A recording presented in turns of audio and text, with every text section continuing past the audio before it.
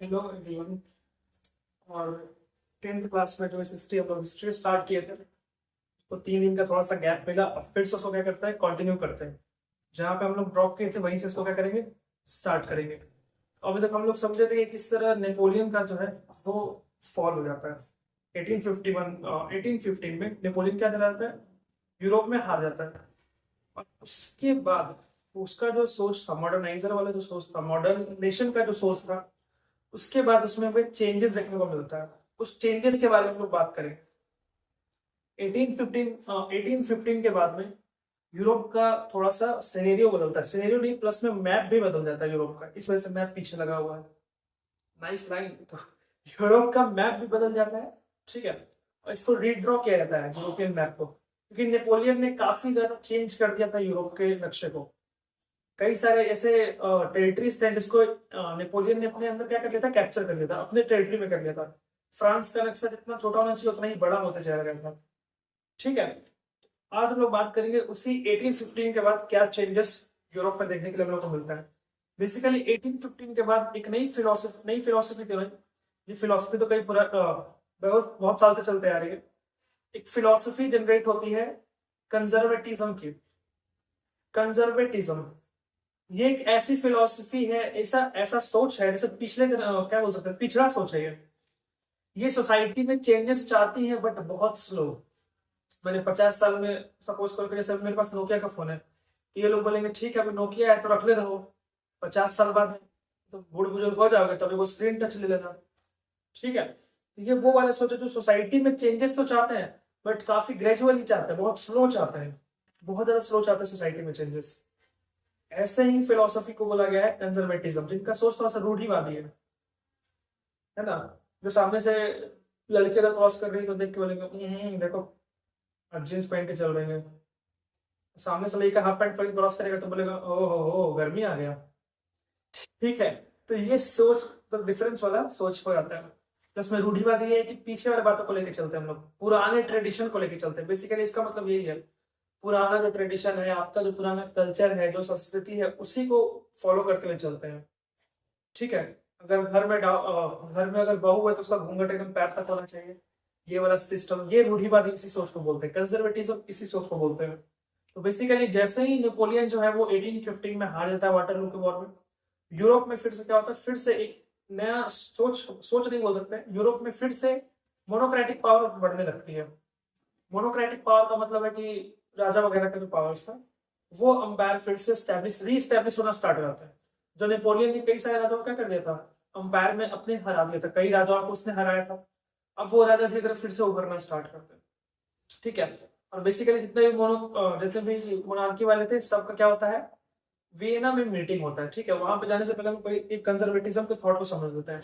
Conservatism एक ऐसा thought है जिसके थ्रू क्या होता है कि लोगों के अंदर ये विचार होता है कि जो पुराना कल्चर है, जो पुराना ट्रेडिशन है, जो पुराने रूल्स रेगुलेशन है, जो पुराना पॉलिटिकल सिस्टम है, जो इंस्टीट्यूशन है जैसे मोनार्की है, राजा है, तो वो वाला सिस्टम चलते रहे। इस सोच को कंजर्वेटिज्म बोला गया। हालांकि 1815 के बाद जितने भी कंजर्वेटिज्म वाले सोच वाले जो भी लोग थे, वो ऐसा नहीं चाहते थे ना कि जो हमारा पहले का सिचुएशन था, पहले यानी कि प्री रेवोल्यूशन, फ्रेंच रेवोल्यूशन से पहले का जो सिचुएशन था उसमें वापस आया था। ध्यान से सुनना इस बात को। जो कंजर्वेटिज्म का थॉट सोच रहे थे, उन्होंने ये भी सोचा कि जो पहले का था माहौल, यानी कि रिवॉल्यूशन से पहले का जो सीन था, रिवॉल्यूशन से पहले का जो भी सिनेरियो था पूरे यूरोप में, फिर पूरे फ्रांस में बोल सकते हैं, वो दोबारा नहीं आना चाहिए, वो वाला फेज दोबारा नहीं आना चाहिए। हम लोग अपने ओल्ड ट्रेडिशन को फॉलो करेंगे, यानी कि राजा है तो राजा रहेगा, बट राजा एकदम स्ट्रिक्ट राजा, सिर्फ एक सोसाइटी के एक सेक्शन पे टैक्स डालने वाला राजा, तो ये वाला चीज फॉलो नहीं करेंगे, ठीक है। और उससे पहले जितना स्थिति खराब था उस खराब स्थिति को फॉलो नहीं करेंगे। और ये किसका दिन था, ये नेपोलियन का दिन था।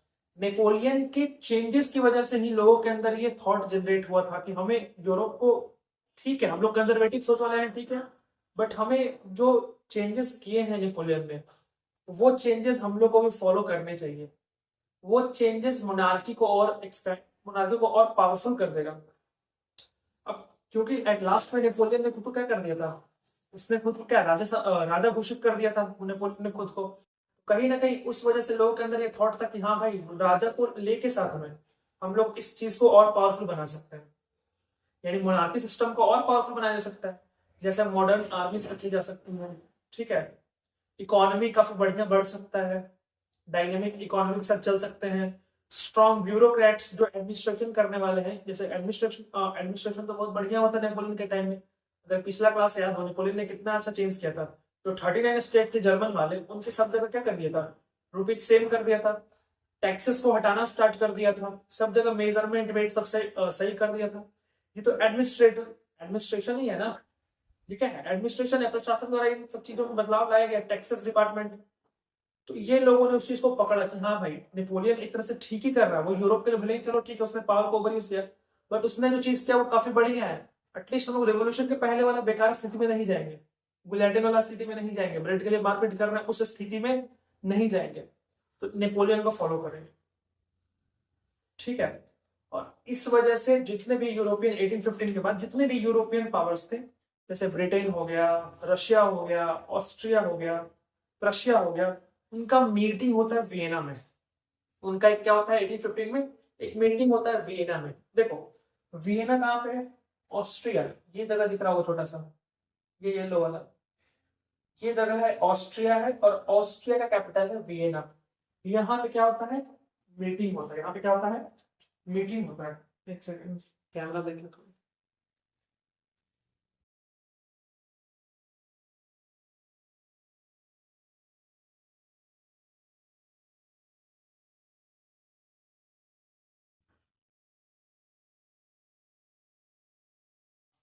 क्या बोलते हैं, हाँ ऑस्ट्रिया जो यहाँ पे क्या है, ये ऑस्ट्रिया है।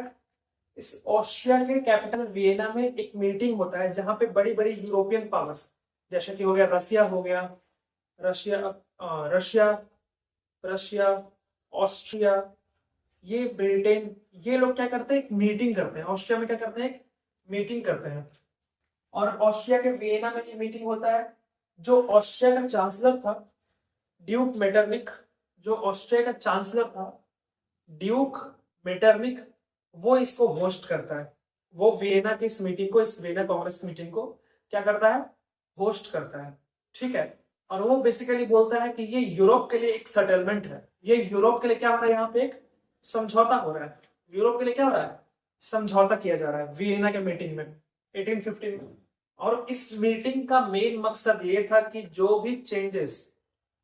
भी चेंजेस नेपोलियनिक वॉर के दौरान, यानी कि नेपोलियन के एनेक्सेशन, वो बड़े क्या करता, नेपोलियन जो वॉर कर रहा था उसके दौरान जितनी भी कंट्रीज को, स्टेट्स को, टेरिटरी को उसने कैप्चर किया था, उसमें चेंजेस लाना।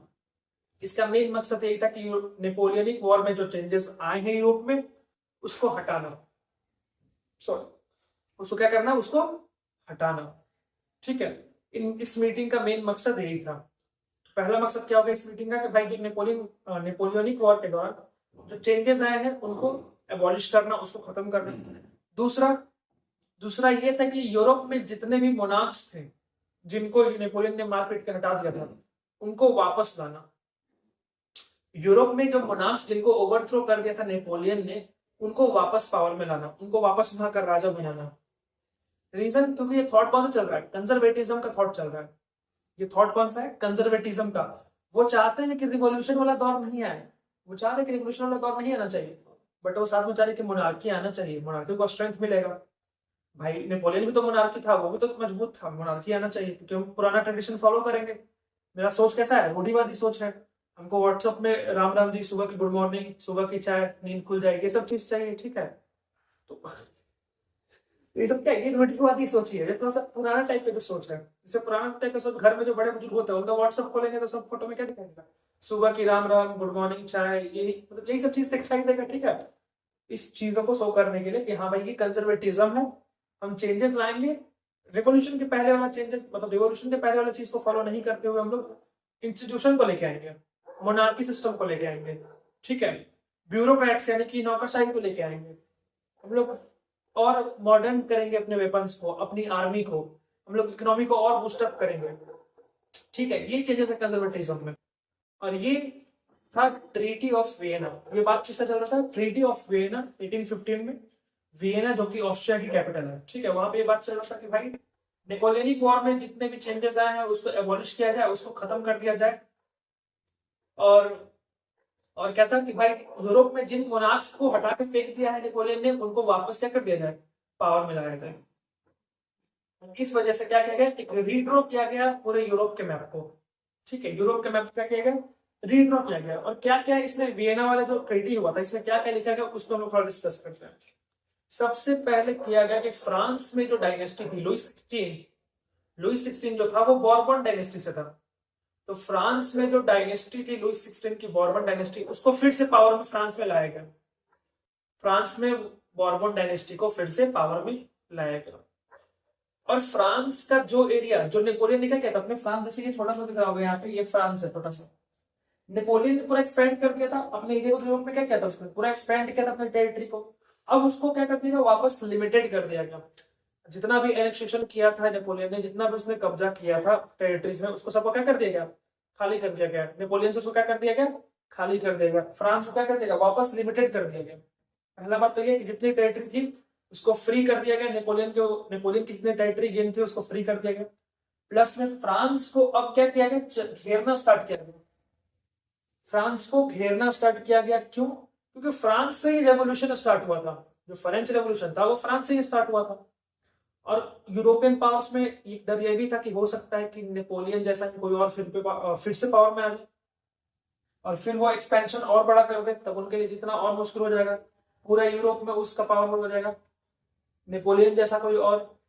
ठीक है, ये भी तो हो सकता है, क्योंकि रेवोल्यूशन का स्टार्ट ही हुआ था फ्रांस से, फ्रांस ही मेन जड़ था रेवोल्यूशन का, यही सब कुछ स्टार्ट हुआ। इस वजह से इसको घेरना जरूरी था, ताकि फर्दर फ्यूचर में ये अपना एक्सपेंशन ना कर पाए, ताकि फ्यूचर में क्या अपना और ज्यादा एक्सपेंशन, अपने टेरिटरी को और बढ़ा ना सके।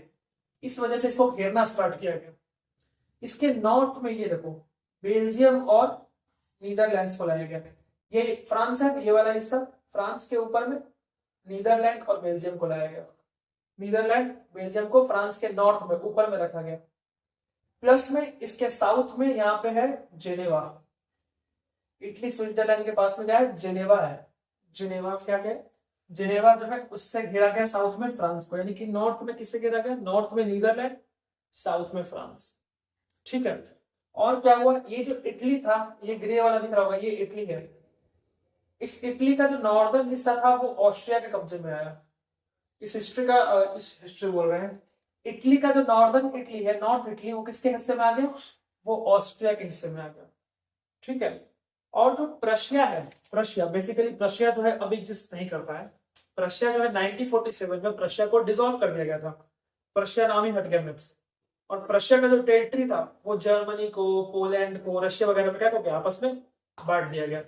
उस टाइम में जो प्रशिया था उसको भी काफी चेक नाम की जगह, ये जगह चेक, और कई सारी टेरिटरी वेस्टर्न फ्रंट पे, इस फ्रंट पे western, west, north, east, west, south. ठीक है, नॉर्थ इधर होता है, नॉर्थ देखो यहाँ लिखा हुआ है नॉर्थ, इधर है ईस्ट, इधर है वेस्ट। इस फ्रंट में जितने हिस्से थे वो किसको मिल गए, वो मिल गए प्रशिया को। ठीक है, वेस्ट में किसको मिल गया, प्रशिया को मिल गया। जर्मनी का जो 39 वाला आप लोग पढ़े थे पिछले बार क्लास में, 39 कॉन्फेडरेशन बनाया था, 39 स्टेट को जोड़ के नेपोलियन ने, जर्मन स्पीकिंग लैंग्वेज वाले जो थे उनके 39 स्टेट को जोड़ के कॉन्फेडरेशन बनाया गया था। 39 स्टेट जोड़ के एक यूनियन बनाया गया था। उसको कुछ नहीं किया गया, उसको कहा कि एकदम बढ़िया से सेटलमेंट किया हुआ है। नेपोलियन ने उसको बढ़िया से सेटल किया है, नेपोलियन ने उससे बढ़िया से सेटल किया है। 39 स्टेट के एक कॉन्फेडरेशन बना दिया, एक यूनियन कर दिया उसको। और जर्मन स्पीकिंग वालों को उसको बिल्कुल छूछा नहीं करना चाहिए। और रशिया को पोलैंड का कुछ हिस्सा मिल जाता है, ये रहा पोलैंड, इसका कुछ हिस्सा किसके पास चला जाता है, रशिया के पास चला जाता है। तो इस तरह से रीड्रॉ करते हैं इस यूरोप के जो मैप है, इस यूरोप के मैप को फिर से क्या करता है, हल्का फुल्का चेंजेस करते हैं। जहां पे फ्रांस में नेपोलियन का पूरा टेरिटरी फैला हुआ था उसको लिमिटेड किया जाता है, उसमें फिर नए नए टेरिटरीज को ऐड किया जाता है, जैसे न्यूजीलैंड बोल रहे, नीदरलैंड्स हो गया, बेल्जियम हो गया, फिर इटली को जोड़ा जाता है, ऑस्ट्रिया के साथ जोड़ा जाता है, फिर यहाँ जेनेवा होता है, फिर पोलैंड है, जर्मनी है, रशिया में पोलैंड को ऐड किया जाता है। तो पूरे रीड्रॉ करते हैं इस मैप को। तो ये एक्चुअली फाइनल क्या था, ट्रीटी ऑफ वियना का पल था। ट्रीटी ऑफ वियना में ये चीज हमें रीड्रॉ किया गया यूरोप के मैप को। प्लस में जितने भी मोनार्क्स थे जिसको हटा दिया था किसने, नेपोलियन ने वॉर के दौरान, उनको रिस्टोर किया गया पावर में। और एक बार फिर से कंजर्वेटिज्म के थॉट के थ्रू मोनार्क्स को फिर से यूरोप में क्या मिल जाती है, पावर मिल जाती है। यानी कि नेपोलियन के टाइम में, रिवोल्यूशन के टाइम में सब कुछ सही था, बट वापस से कौन आ गया, मोनार्क्स वापस आ गया। ठीक है, तो इस कंजर्वेटिज्म के थॉट के थ्रू, ट्रीटी ऑफ वियना के थ्रू, जो बड़े बड़े पावर्स थे, रशिया हो गया, ब्रिटेन हो गया, प्रशिया, ऑस्ट्रिया वगैरह हो गए, इन्होंने फिर से रिस्टोर कर दिया किसको, मोनार्क्स को यूरोप में। और अब वो जो मोनार्क्स थे उन्होंने काफी स्ट्रिक्टली, वो बिल्कुल ऑटोक्रेटिक थे, ऑटोक्रेटिक, एब्सोल्यूटिज्म बताए थे, एब्सोल्यूटिज्म क्या होता है, यानी कि हम जो बोल दिए दैट्स इट, फाइनल, हमसे पूछे बिना कुछ नहीं, मेरा जो वर्ड है वो फाइनल है। ऑटोक्रेटिक थे वो लोग, निरंकुश जिसको बोलते हैं, जिसपे कोई अंकुश ना लगाया जा सके, जिसपे कोई अंकुश ना लगाया जा सके, निरंकुश राजा, वो ऑटोक्रेटिक थे। उन्होंने बहुत स्ट्रिक्टली अपना रूल क्या करा, इम्पोज करना स्टार्ट कर दिया। उन्होंने सबसे पहले अप्लाई किया सेंसरशिप, बहुत सारे राजाओं ने क्या इम्पोज कर दिया, सेंसरशिप इम्पोज कर दिया। अब सेंसरशिप हम पढ़ा चुके हैं शायद फ्रेंच रेवोल्यूशन 9th क्लास वाले में, इसमें बता दे रहे हैं। सेंसरशिप में क्या होता है ना कि जो भी मतलब क्या बोल सकते हैं, बुक्स है, जो ड्रामा है, प्ले है, डांस है, सॉन्ग है, किसी भी तरह का चीज होगा, वो पहले राजा की डिपार्टमेंट जो होगी, वो स्पेशल डिपार्टमेंट होगी, वो चेक करेगी कि कहीं उसमें कुछ राजा के खिलाफ बुराई तो नहीं है। और क्योंकि अभी हम लोग रेवोल्यूशन का बात कर रहे हैं, तो अब वो डिपार्टमेंट और स्ट्रिक्ट हो गई है, और अब वो ये चेक करेगी कि उस ड्रामा के थ्रू, उस सॉन्ग के थ्रू, उस प्लेज या कहानी या स्टोरी या न्यूज़पेपर के थ्रू कहीं रिवॉल्यूशन की बातों को और तो बढ़ावा नहीं दिया जा रहा है, कहीं वापस से रिवॉल्यूशन को फैलने का बढ़ावा तो नहीं मिल रहा है ना, कहीं वापस से लोग इस बात को नहीं फैला रहे ना कि ना रिवॉल्यूशन जो हुआ था वो सही था, हमको फिर से रिवॉल्यूशन करना है, यूरोप में मोनार्क्स नहीं चाहिए हमको, पूरे यूरोप को क्या करना है, एक नेशनल स्टेट बनाना है, कहीं फिर से ये बात ना फैलने लगा हो। इसके लिए क्या किया गया, सेंसरशिप को इम्पोज किया गया। सेंसरशिप को क्या किया गया, सेंसरशिप को इम्पोज किया गया, जिसके थ्रू नजर रखा गया कि हाँ भाई, सरकार के खिलाफ कोई ना बोल रहा, सरकार बोल रहा है, राजा के खिलाफ कोई अपोजिट बात ना बोल रहा, कोई जो है फ्रेंच रेवोल्यूशन की बातों को ना फैला रहा हो, और ज्यादा रेवोल्यूशन की बातों को और बढ़ावा ना मिल रहा हो। ठीक है, तो पूरी तरह से जो सिस्टम था रेवोल्यूशन का, उसको कन्वर्ट कर दिया गया था। अब जो जितना नेपोलियन वगैरह सब चले गया, अब पूरा एकदम थॉट है किसका, मोनार्क्स का। अब पूरा उनका कंजर्वेटिज्म, रूढ़िवादी थॉट लेके चल रहा है वो, और मोनार्क्स का फिर से यूरोप में क्या आ चुका है, पावर आ चुका है। बट इसके बावजूद भी हम लोग अब देखेंगे कि इसमें कई लोग थे जो लिबरल नेशनलिस्ट, लोग तुरंत पढ़े हैं लिबरल के बारे में, जो लिबरल नेशनलिस्ट थे, कई लोग अभी निकलेंगे बहुत सारे, मैक्सनी वगैरह यूरोप से, यूरोप बोल रहे हैं, इटली वगैरह से निकलेंगे, अभी नेक्स्ट हम लोग उसके बारे में पढ़ेंगे। तो वो लोग जो है वो फिर से रिवोल्यूशन से हमेशा इंस्पायर होते रहेंगे, वो लिबरलिज्म के थॉट से इंस्पायर होते रहेंगे, और हमेशा क्या करते रहेंगे, हमेशा विद्रोह करते रहेंगे। अब रिवोल्यूशन की स्टार्टिंग होगी यहाँ से। ठीक है, तो यहां तक ये था कंजर्वेटिज्म का थॉट, जो 1815 के बाद फिर से रिस्टोर किया गया मोनार्क्स के पावर को, और मैप के थ्रू भी पूरा समझा दिया। ठीक है, सो ये था ये पूरा सेक्शन कंजर्वेटिज्म का थॉट 1815 में, वियना की मीटिंग और यूरोप का मैप रीड्रॉन। अब इसके बाद हम लोग पढ़ेंगे रिवोल्यूशनरीज और रिवोल्यूशन के बारे में। ठीक है।